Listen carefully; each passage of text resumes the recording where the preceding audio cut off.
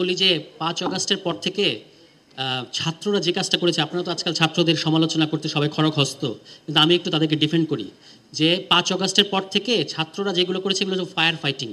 মানে অলরেডি যে ড্যামেজ হয়ে গেছে, ড্যামেজ বারবার তারা গিয়ে ওখানে আগুন নেভানোর চেষ্টা করেছে। এবং রাজনৈতিক দলগুলোকে এটা আমি প্রকাশ্যেই বলেছি, এর জন্য যদি আমাকে চড়া কোনো মাসুল দিতে হয় আমি দিতে প্রস্তুত আছি, যে আপনারা কেন ৫ অগাস্টে আমাদের এই গণ অভ্যুত্থানটাকে ক্যান্টনমেন্টে নিয়ে গেলেন, এই প্রশ্নের উত্তর রাজনৈতিক দলগুলোকে দিতে হবে।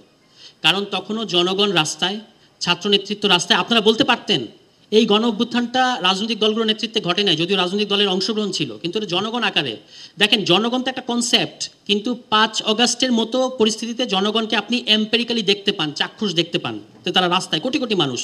তো রাজনৈতিক দলগুলো বলতে পারতো যে আমরা কেন ক্যান্টনমেন্টে যাব, আপনারা জেনারেলরা আসেন, আপনারা আসেন, আমরা ঢাকা ইউনিভার্সিটিতে বসবো, অথবা সোহরাওয়ার্দী উদ্যানে বসবো, অথবা শহীদ মিনারে বসবো, ছাত্র নেতৃত্ব থাকবে এবং আমরা সবাই থাকবো, রাজনৈতিক দল থাকবে এবং আপনারা সবাই থাকবেন, আমরা আগামী বাংলাদেশের রূপরেখা তৈরি করব। এই কথাটা কিন্তু তখন রাজনৈতিক দলগুলোর দিক থেকে আসে নাই।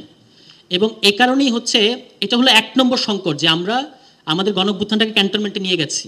দ্বিতীয় সংকট হচ্ছে ৮ অগাস্টে আমরা তো একটা পিকিউলিয়ার জিনিস করেছি, যে উপদেষ্টা সরকারের কোনো বিধানই আমাদের সংবিধানে নাই, কিন্তু সেই উপদেষ্টা সরকার শপথ নিয়ে বলতেছে আমরা সংবিধান রক্ষা করব। আপনি কোন সংবিধান রক্ষা করবেন? সংবিধানে তো কোথাও উপদেষ্টা সরকারের বিধানই নাই। তো এই যে আমরা আবারও সংবিধানের ভেতরে এটাকে ঢুকিয়ে দিলাম, ঠিক আছে, এবং আমাদেরকে সবক দেয় বড় যারা বয়সে সিনিয়র, যে আপনি যে সংবিধান থাকবে না, দেশ কীভাবে চলবে। তো আমি তাদেরকে পাল্টা প্রশ্ন করি, ১৯৭২ সালের ১৬ই ডিসেম্বর, সম্ভবত হ্যাঁ ১৬ই ডিসেম্বরের দিকে, আপনার ১৯৭২ ১৬ই ডিসেম্বরে আমরা একটা সংবিধান পেয়েছি। তো ১৯৭১ সালে ১৬ই ডিসেম্বর থেকে ১৯৭২ সালে ১৬ই ডিসেম্বর বাংলাদেশ কীভাবে চলেছে, কিংবা আপনার ইন্ডিয়ান কনস্টিটিউশন প্রণয়নের আগে কিভাবে ইন্ডিয়ার রাষ্ট্রটা কীভাবে চলেছে ৪৭ সালের পরে।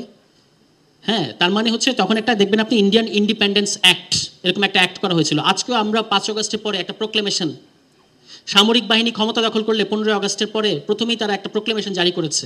তো সামরিক বাহিনী ক্ষমতা দখল করলে একটা প্রোক্লেমেশন দিতে পারবে, আর গণঅভ্যুত্থানের পরে আপনি প্রোক্লেমেশন দিতে পারবেন না? এটা তো হয় না। এই কারণে উচিত ছিল কনস্টিটিউশনটাকে যদি বাতিল নাও করা হয়, এটাকে সাইডে রেখে একটা ইন্টারিম কনস্টিটিউশন নতুন, কিংবা একটা প্রোক্লেমেশন জারি করা, যেটাই হতো আসলে কনস্টিটিউশনের ভূমিকা পালন করতো নতুন কনস্টিটিউশন কিংবা রিফর্ম হওয়ার আগ পর্যন্ত। এই সিম্পল জিনিসটা আমাদের করতে না দেওয়ার কারণে আজকে আপনারা যত সংকট দেখতে পাচ্ছেন, এই সমস্ত সংকটে গোড়া হচ্ছে এখানে। এবং আমি আমার একটা মানে হাইপোথিসিস কিংবা অবজারভেশন আপনাদের বলে আমি শেষ করব, যে আওয়ামী লীগ আমলে রাষ্ট্র, সরকার, রাজনৈতিক দল, প্রশাসন, এগুলো সব কিন্তু একটাই সিন্ডিকেট, তাদের একটাই উদ্দেশ্য ছিল। এই ৫ অগাস্টের পরে এটা কিন্তু বাস্তবতা না। দেখেন, আমাদের এখানে দুজন মাননীয় উপদেষ্টা আছে, ফলে তাদের জন্য বিব্রতকর অনেকগুলো কথা তারা আমরা জানি যে তারা বলতে পারবেন না, যে এখন অনেক ক্ষেত্রে কিন্তু সরকার বিরোধী দলের ভূমিকা পালন করে প্রশাসনের সাথে, পুরনো রাষ্ট্রের সাথে, ঠিক আছে। তো এই যে বাস্তবতাটা তৈরি হয়েছে, এটা হয়েছে কিন্তু আসলে সরকার ফুললি তার কর্তৃত্বটা মানে অ্যাসার্ট করে নাই একটা প্রোক্লেমেশন জারির মধ্য দিয়ে, ঠিক আছে। এটা করা উচিত ছিল। প্রত্যেকটা এক্সট্রা পার্লামেন্টারি, এটা আমি অনেকবার বলেছি, প্রত্যেকটা এই সরকার তো কোনো পার্লামেন্টারি সরকার না, তো প্রত্যেকটা এক্সট্রা পার্লামেন্টারি সরকারকে এসেই নিজের স্টেটমেন্ট ক্লিয়ার করতে হয়, আমি এই করতে চাই। এটা এই সরকার করে নাই, এই দায়টা সরকারকে নিতে হবে। এবং করার ফলে আমি জানি যে ছাত্র উপদেষ্টারা অনেক চেষ্টা করেছে, এখনও পর্যন্ত তারা এটা করছে, কিংবা গণ অভ্যুত্থানের পক্ষে যে উপদেষ্টাগণ আছেন তারা এটা নিয়ে চেষ্টা করেছেন, কিন্তু খেলা তো অন্য জায়গায় দিয়ে ঘটছে, ঠিক আছে, অনেকগুলো জায়গা থেকে ঘটছে। এখানে অনেকগুলো পাওয়ার সেন্টার, অনেকগুলো ব্লক আছে, সেগুলো সবগুলো বলাটা হয়তো শোভন হবে না।